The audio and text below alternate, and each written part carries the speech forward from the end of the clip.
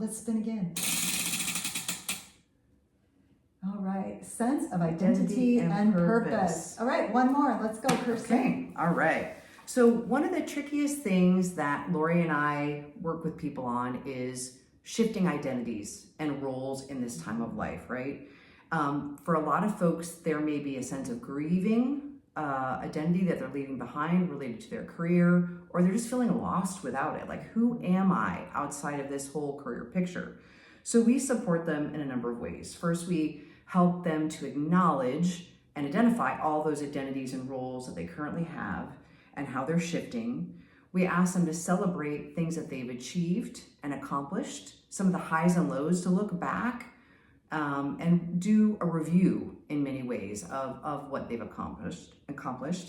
And then how do they want to put a bow on that chapter and really honor it? I think that's important. We can also identify stories, knowledge, and experience that have grown out of these identities too, and see how we can leverage this wisdom in the next chapter. Then may give us some clues to where we're headed, some things that light us up. And we also need to acknowledge there are tons of emotions that will bubble up during this phase, and it's normal and natural, and we hold space for these things and normalize them, because it is a big, huge life transition, as we talk about. And finally, we help you to use these clues from previous chapters to help you create a vision for what's new and what's next for you and where you're headed. Mm-hmm. Anything else you want to add on that? No, I like the idea of honoring kind of where you've been, but also where you are today, and thinking about how do you take all of life's experience and the roles and the identity that you've had to inform who you want to be and how you want to be in the world going forward. Nice. All right. So is there anything else you think that we should touch on? I do. Something we haven't covered yet is the next one, which is like home and residence. Where do you choose to live and what kind of dwelling? Okay. Do you want to share a little bit about your perspective on that? Sure.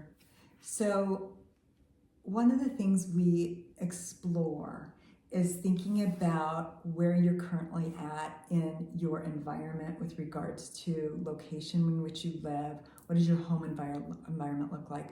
What is your, what do you want your environment and your community to be?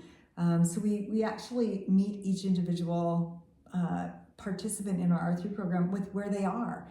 We talk about different elements of what are they satisfied and not satisfied in their life today? What do they want their environment to be? What kind of climate? What sort of activities? What sort of family connection are they okay with living a drive distance away from family, or do they want to actually be in a community where family is easily accessible? But those are all of the important things to think about, because home it's a place that you're at every day.